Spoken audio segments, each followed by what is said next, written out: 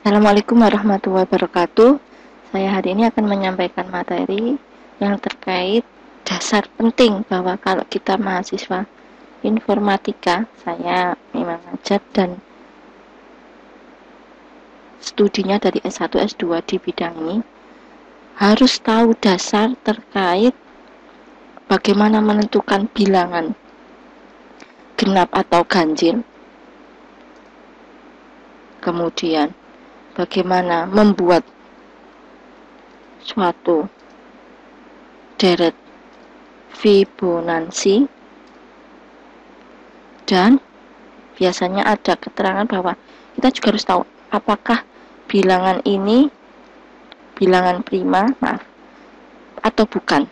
Dasarnya harus tahu logikanya. Jadi kalau kita menganggap bahwa bilangan ini genap atau ganjil, atau biasanya kita menentukan bilangan ini positif atau negatif, maka cara dasarnya adalah kalau bilangan genap ganjil itu harusnya sisa pembagian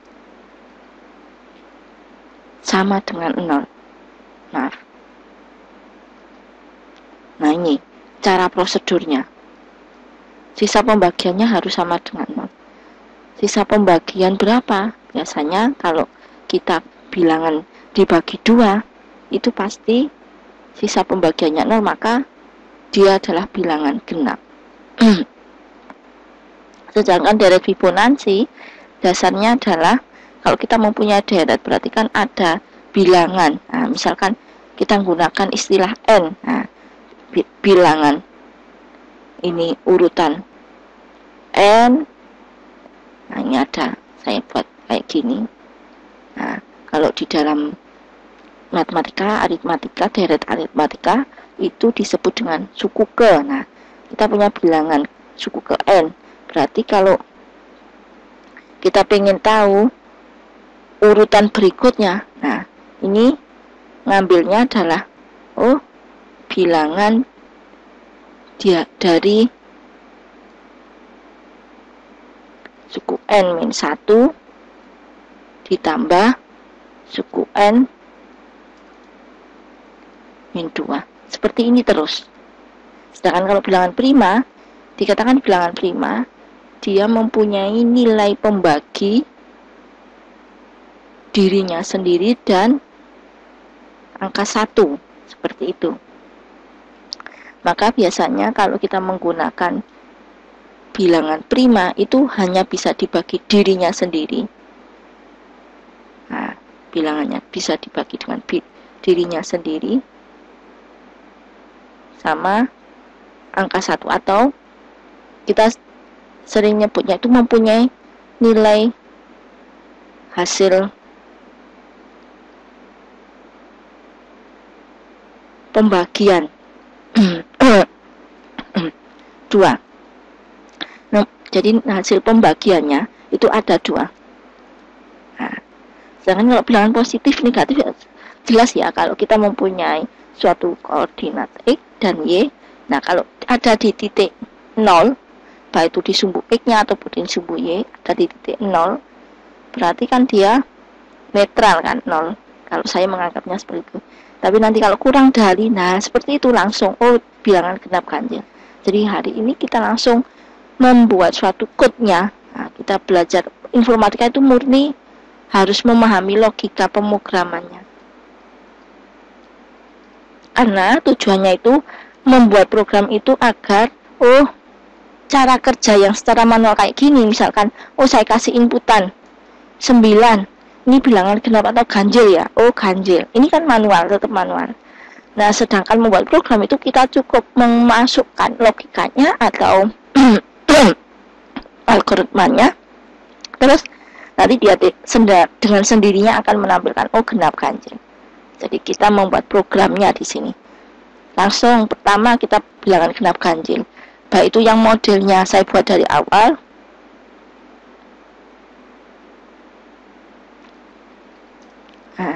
Saya mulai dengan di sini saya sudah mempunyai banyak sekali kelas, cukup 1 PK, 1 project ya.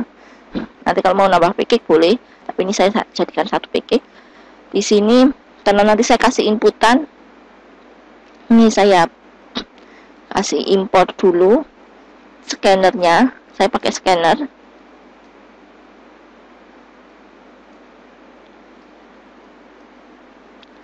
Terus saya lanjut ke fungsi utamanya. Saya nggak membuat prosedur atau function.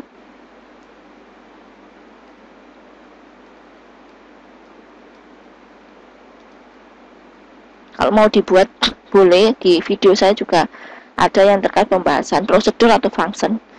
Saya panggil scannernya. Scannernya saya simpan dengan variabel sn.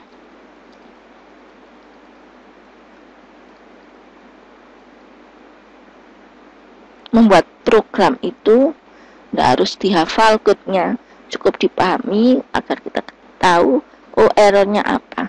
Seperti itu kalau saya belajar. Terus saya lanjut, nanti saya inputi angka. Nah, saya simpan dengan integer angka. Saya tampilkan di layar agar orang yang running programnya tahu menginputkan apa.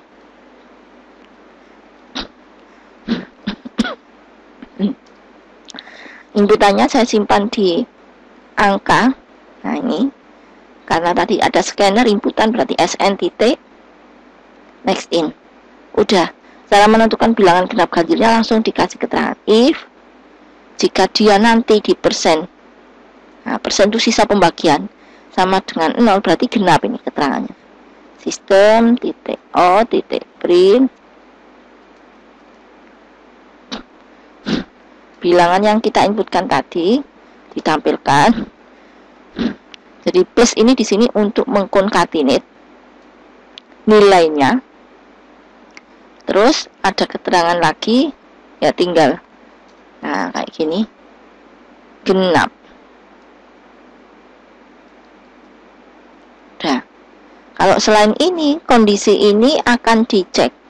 Jadi di sini kondisinya akan dicek. Kalau sesuai benar, true, ini yang ditampilkan. Ini statement yang dikerjakan. Sedangkan jika kondisinya false, ya ini yang dikerjakan. Ini saya copy langsung, hanya saya rubah ganjil. Ini kalau mau dirubah sama dengan 1, berarti ya tinggal rubah kondisi ini, statementnya ganjil, ini genap. Jadi ini itu intinya mengecek bilangannya sisa pembagiannya 0 atau enggak. Udah, ini kalau yang manual satu persatu. Saya running programnya. Saya inputkan 6. Nah, muncul 6 bilangan genap. Kalau saya running lagi, 7 bilangan ganjil. Ini contoh kalau kita membuat program dasarnya, nggak perlu ngopi paste kalau pengen belajar. Tapi kalau mau copy paste boleh, tapi paham. Jadi jangan di copy paste saran saya. Terus kalau pengen deret, nah deret ini bilangan ganjil genap. Nah, tinggal memasukkan, oh angka ini mau dicek, intinya deret sebanyak berapa. Nah, deret sebanyak berapa itu mau dibuat ganjil genap.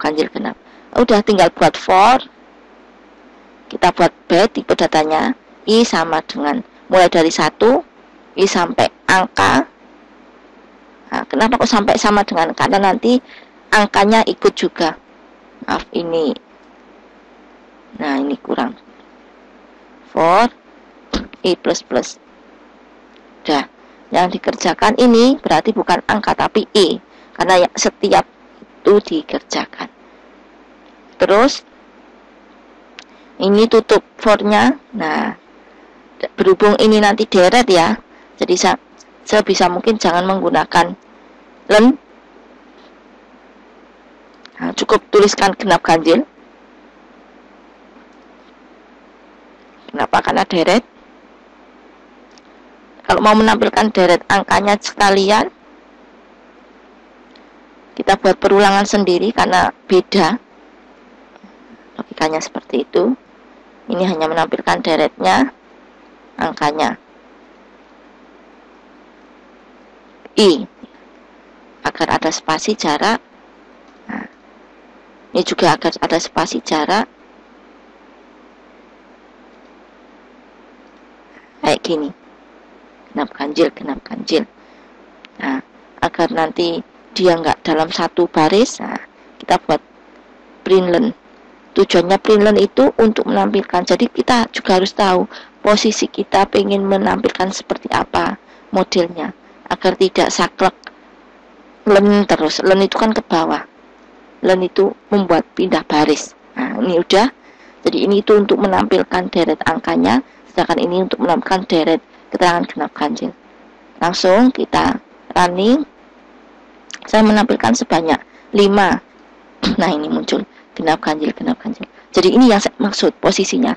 Len itu dia akan pindah baris, ini juga pindah baris. Gitu. Ya. Berikutnya Fibonacci. Ini tadi deret Fibonacci. Deret Fibonacci juga gitu. Dia ada tadi ini ya. Saya punya bilangan, berarti ada bilangan ke -1 dan bilangan -2. Nah, kalau kita mau urut bilangannya gitu terus, pokoknya gitu terus. Nah, namanya deret. Kalau mau ngecek di code di internet, di browser juga ada kok. Kita tinggal nyari, tapi paham atau enggak itu harus intinya harus dipelajari, jangan hanya copy paste. Pokoknya kalau awal-awal boleh copy paste, tapi selanjutnya dipahami. Nah, saya lanjut, ini tadi genap ganjil. Nah, dalam kasus saya berikutnya Fibonacci. Ya, saya taruh dalam satu ini aja. Kalau Fibonacci kan sebanyak berapa deretnya ya. Nah, ini masukkan angka sebanyak berapa deretnya, tadi ngikuti berarti saya buat variabel dulu, integer ada A, kan tadi ada n-1, nah itu boleh dibuat n, saya mulai dari n-2 sama dengan 1. Ini nggak boleh ya variabel seperti ini, saya pakai n-2 gini aja langsung. N-2 sama dengan 1, N1 sama dengan 0, N sama dengan 0. Udah. Terus ini perulangan, kan namanya deret berarti ada perulangan. I sama dengan 1, I ulang dari sama dengan angka jumlahnya tadi berapa. I plus apa yang dilakukan? Yang dilakukan ikuti tadi ya, yaitu menampilkan n-nya. Saya mulai dari n2 sama dengan n1, n sama dengan berapa tadi? n1 ditambah n2. Kita tampilkan sistem titik out titik print n. Saya kasih jarak, nah kayak gini. Terus agar ada perubahan berarti n-2 nya berubah jadi n1, sedangkan n1 berubah jadi n. Udah seperti ini. Agar ada jarak di bawahnya lagi, gunakan lagi print n. Ini untuk deret Fibonacci. Peletakan kondisi kurung, kondisi for ini harus diperhatikan. Jadi kalau kita tulisnya benar, nah ini ada warna kuning. Ya, ada warna kuning. Kalau nanti kebanyakan kurung juga error, kurang kurung juga error. Jadi nulis code itu harus diteliti. Saya nanti langsung saya masukkan sebanyak 8. Ini muncul 1, ini dari Fibonacci. 1 lagi, 1 tambah 1 2, 2 tambah 1 3, 3 tambah 2 5, 5 tambah 3 8, 8 tambah 5 13, 13 tambah 8 21 dan seterusnya. Ini dari Fibonacci. Terus saya lanjut. Sekarang bilangan prima. Bilangan prima itu pokoknya jumlah hasil pembagiannya harus 2 ya, harusnya. Secara teorinya intinya pokoknya dia bisa dibagi 1 sama dirinya sendiri. Misalkan 2 bisa dibagi 1, 2 bagi 1 ya 2, 2 bagi 2 ya 1, gitu loh maksudnya ya. Itu terkait deret Fibonacci. Nah, saya lanjut ke sini, berarti sekarang yang Fibonacci. Kalau kita mau ngasih keterangan di suatu code itu boleh juga. Keterangannya apa ya, langsung dikasih komentar. Nah, kayak gini. Kalau lupa, kadang saya juga lupa kok habis buat code-nya. Nah, saya lanjut aja. Intinya kita mau membuat deret bilangan prima. Oh, bilangan prima yang mulai dari 1 ya, berarti tetap ada for byte i sama dengan, maaf, ya benar, i sama dengan 1, i sampai dengan angka terus i plus plus. Saya ini sambil berlogikanya ya, kan dia deret angka. Nanti bilangan i-nya di persen lagi, di persen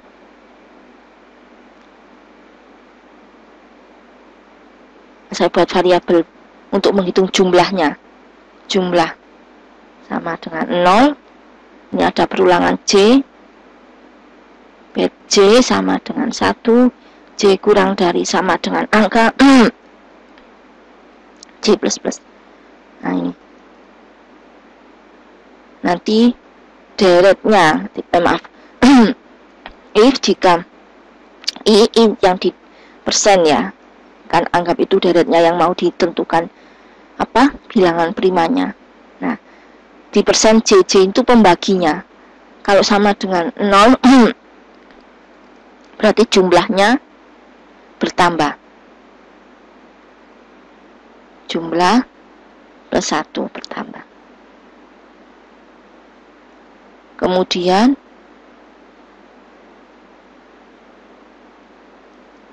dicek lagi.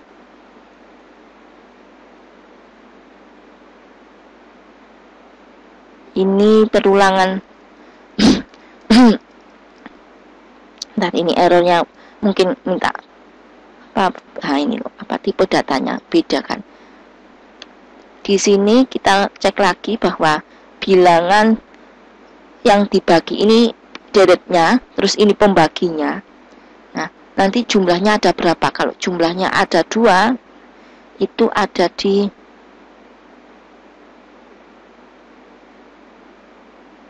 ini pindah posisi. Itu ada di dalam perulangan I.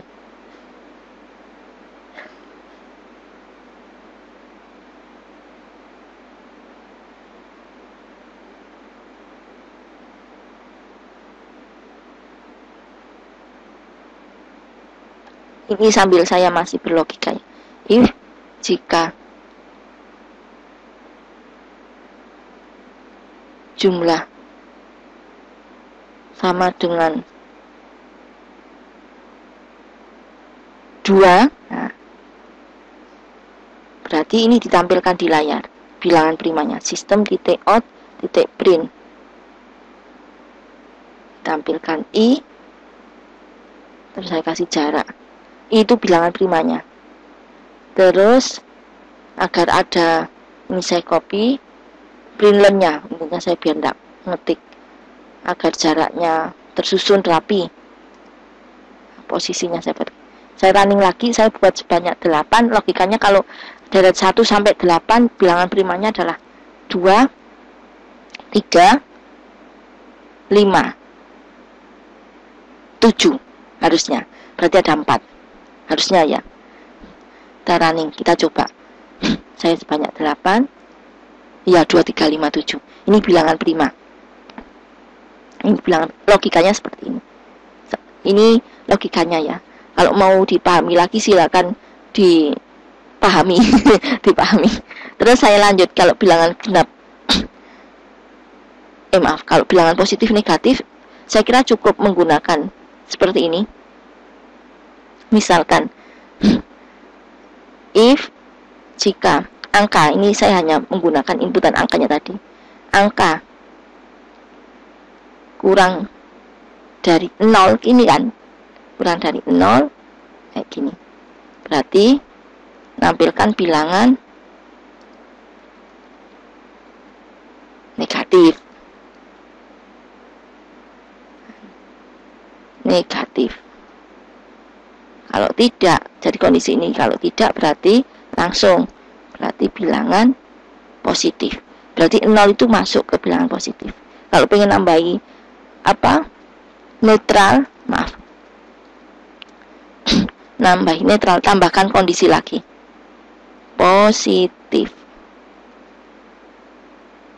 Nah, kalau nambahkan kondisi lagi di sini harus kayak gini. If ada kondisinya, jika angka sama dengan 0, ini netral. Jika tidak, berarti else-nya. Jadi kalau kita nambahkan else if, harus tetap ada kondisinya. Sistem to.print positif. Langsung saja, ini logikanya inputan angka 8 ini pasti positif ya. Atau saya inputkan 7. Ini kan sebanyak ya, urutan deret, maka harus positif. Nah, gini. Ini dasar. Mungkin itu yang bisa saya sampaikan. Intinya banyak belajar sih, banyak latihan, banyak mencoba. Jadi jangan hanya menghafal code, jangan. Nanti kalau ada yang error atau ada salah nggak bisa memperbaiki. Saya kira itu. Mohon maaf sebelumnya. Terima kasih. Assalamualaikum warahmatullahi wabarakatuh.